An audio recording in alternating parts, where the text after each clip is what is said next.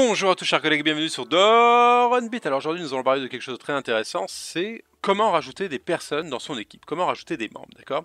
Alors, plusieurs choses avant de faire cette folie, vraiment écoute-moi bien. Écoute-moi bien parce que sinon tu vas faire n'importe quoi. Tu vas faire comme beaucoup de gens que je fréquente font. Tu vas rajouter plein de gens, tu vas rajouter plein d'équipes, tu vas faire des trucs comme des dossiers, tu vas croire que c'est un lecteur partagé. Je sais pas ce que tu vas croire, mais rappelle-toi une chose, une équipe c'est limité, d'accord? Microsoft te le limite pas parce qu'il estime que t'es grand. Mais en même temps, Microsoft t'explique pas tout. Donc du coup, bon bah il te prend pour un 1, voilà. Une équipe de sport, c'est limité à 5, 10, 11, 15 max personnes, je sais pas. D'accord? On va dire 15 personnes. Je pense qu'il y a des équipes de sport qui ont 15 personnes. Je sais pas pourquoi, j'ai l'impression que ça existe. Dans le monde du travail, il n'y a pas de normes. Et donc du coup, les gens se permettent de rajouter jusqu'à 300 personnes, j'ai pu voir. 300 personnes! Ce n'est pas une équipe, d'accord? Donc là, la première chose à savoir, c'est qui est-ce que je vais rajouter dans mon équipe et pourquoi? Est-ce que ces gens-là vont travailler de façon permanente avec moi? Donc du coup, si tu es en mode agile, Scrum, Kanban, 5S, je pense que tu n'auras pas de problème à comprendre qui va rentrer dans ton équipe. En revanche, si tu n'as pas ces méthodes-là, eh bien du coup tu vas errer. Donc là pour le coup tu comprends tout de suite pourquoi finalement Scrum, ce mot Scrum que tu as déjà souvent entendu parler, est très utile. Mais bon, on va pas parler de méthode agile, mais si tu travailles avec plein de gens à gauche, à droite, la compta, le service informatique, les RH, les alternants, etc. Bon, bah tu vas pas savoir construire ton équipe, ok? Mais dans ton équipe, tu as besoin de gens dans le support, dans le développement, dans l'analyse, dans le fonctionnel, des managers, etc. Bon, d'accord, ok. En général, tu dépasses jamais 9 personnes, d'accord? Mais je vais te donner, moi, la limite, ok? Je vais te donner 15, ok? 15 personnes. Et donc, qu'est-ce qui se passe? Pour ça, c'est la première étape. Ok, c'est de te rappeler que tu dois normer ton équipe. Tu ne peux pas avoir une équipe de 300 personnes, même de 20 personnes, c'est déjà beaucoup trop, c'est un groupe. C'est un groupe Facebook, voilà. C'est un groupe Facebook. Ok. Étape 2, toujours avoir 2 administrateurs dans ton équipe. Tu ne peux pas faire une équipe sans être 2 big boss. Pourquoi? Tu vas dire, mais c'est bizarre, moi le big boss c'est toujours ça. Ouais, mais non, oublie tout de suite, oublie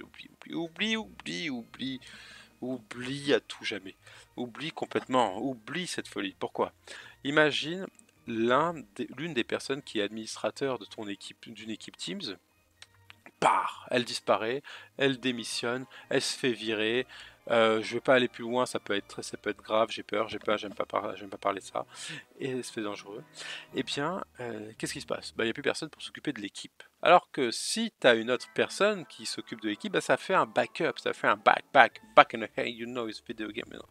Je sais pas si t'as déjà écouté ce petit rap, c'est incroyable, incroyable. Je sais pas ce que je raconte. Je dis n'importe quoi. Bref. Je sais pas, aujourd'hui, je sais pas ce que j'ai. Mais c'est pas grave, on n'est pas là pour ça. Alors, d'accord. Donc là, donc première chose, se limiter à 15 personnes. Deuxièmement, avoir 2 administrateurs. Et troisièmement, rajouter les personnes. Comment on rajoute les personnes?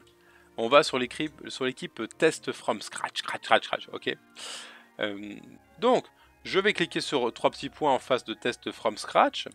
Ok, je clique ici. Je clique sur ajouter un membre ensuite. Et là, je vais cliquer sur lui.